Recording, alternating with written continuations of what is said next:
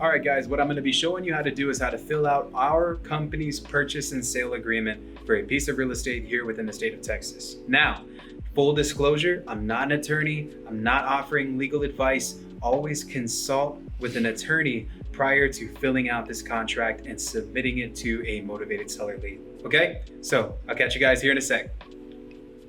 We're at ground zero. We're at ground zero. We're at ground zero. We're at ground zero. All right, guys, so I'm going to be breaking down how you can fill out the purchase agreement, okay? So we use DocuSign. Right now, it's super important. You want to streamline this process with COVID-19 and everything out there. We try to make this as safe as possible for our sellers, right? So it's pretty simple. All you need is the seller's email address, their first name, and their last name, and you're going to be able to get a purchase agreement signed, right? So we have ours already filled out in a template here up top. So once I click on templates, guys, it's going to bring me down to a couple of the things that we have kind of filled out for our business. Okay, so check this out. I'm going to use the Closes Olympics one. This one, I already mapped out all the information that our guys need. Okay, so I'm going to go through the purchase agreement so you guys can understand it, and I'm going to break it down so it's pretty simple. So I'm going to be the sender, be the first one to sign. So I'm going to be right here, and this is going to be the next person, right? For the sake of it, we're going to do, like, I don't know, Susan Tierney or something like that, right? And I'll use one of my other email addresses for the sake of showing you guys this video. All right, so we'll do this one. Boom. All right, this is my second time shooting this video, by the way. So Eric Hernandez, Quentin Flores, right? So these are our two signers, right? This, I'm gonna sign first and the other person's gonna sign next, right? Now over here, guys, you have your purchase agreement. I'm gonna go over this thing with you. So the first thing, guys, now that I have the placeholders ready, I'm gonna click send. Send's like right at the bottom. And sign now. And it just sent it to my email. So I even just got an email notification to my phone. So that's pretty sweet, right? Now here, guys, I'm gonna break this entire contract down for you from line for line. So this contract is made on, this is the date, right, between the seller, their name would be here. I already mapped it for full name, so their name's going to be here. Whose full address is, we'll say 123 Main Street, San Antonio, Texas 78201, right? And right, whose mailing address is, whose address is 123 Main Street, San Antonio, Texas, and my company, which is Infinity Cash Offer LLC, whose mailing address is, where we're currently residing, is Centerview Drive 78228. This is San Antonio. Now this is for the purchase and sale. The seller agrees to sell and the buyer agrees to buy the property located at, this is 123 Main Street, San Antonio, Texas, and then that zip code that we put up top.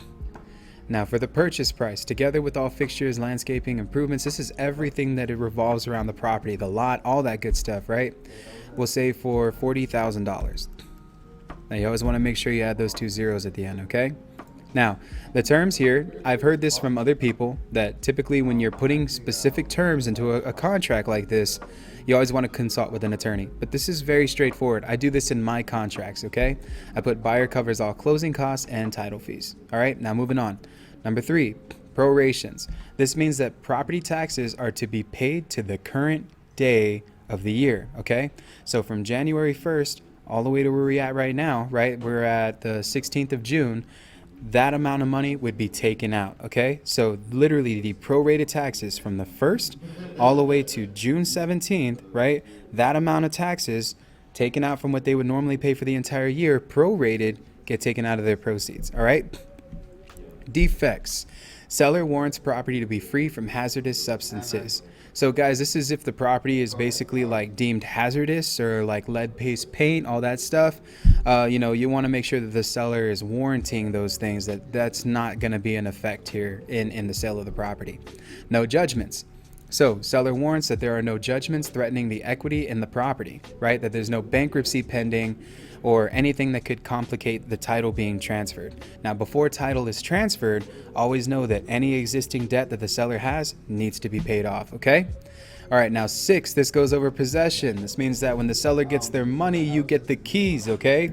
Tenants included. If you're buying a property with the tenants inside of it, you're basically assuming everything that the title has involved with it, guys. Leases and security deposits will be transferred to the buyer with the title. Inspections. This is extremely important, okay? So this is the inspection clause, guys. You want to make sure that you go in there and you check out the property before you get this thing executed so that you know exactly what it is that you're getting into. Now, contingency. This is also your option period, okay?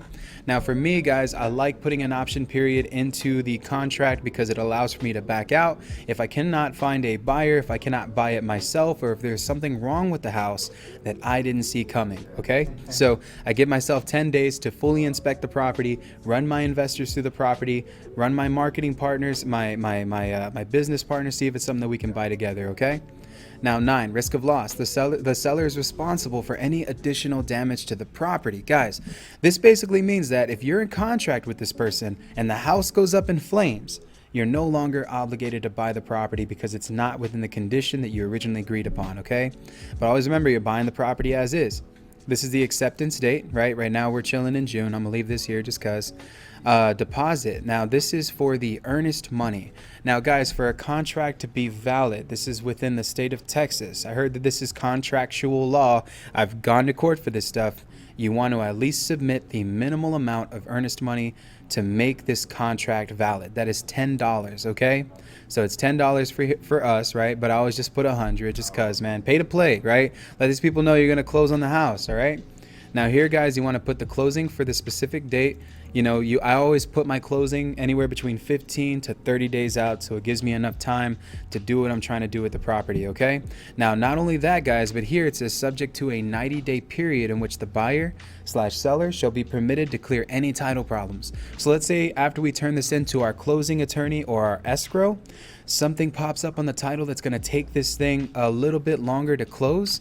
Guys, this basically helps us out tremendously because now we have 90 days to clear the title on the property. We don't have to worry about extending the contract or getting an amendment, okay? So these are the other agreements. Buyer agrees to purchase property as is. Contract is subject to an exceptional appraisal. That's if you need to get an appraisal. Buyer is paying all closing costs. And buyer may assign. This is where it gives you the right to assign your rights to someone else, right, using the assignment of contract agreement. And then here, buyer may place signs to show the property immediately. I like doing that. Some people don't. It's a choice. You just want to make sure that it's in there. In the event of the default, the sole remedy shall be the earnest money deposit. So if I cannot buy this property, my seller gets to keep my earnest money, okay? So time is of the essence. Prohibition. This agreement establishes a prohibition against transfer, conveyance, or encumbrance to property, guys. So very straightforward. I sign here, and once I finish, the seller will then receive my document, which I just got an email. And guys, after it's all said and done and everybody signs, it's pretty dope. So I can go back to DocuSign. This is what it looks like. So that's how we base our. Oh crap, let me log back in. We go in there and we look at the condition, we see what we're gonna do.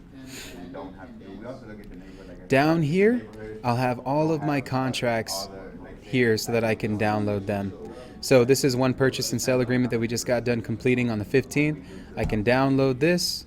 All I have to do is click on the PDF, select download, and then I can take this contract, right?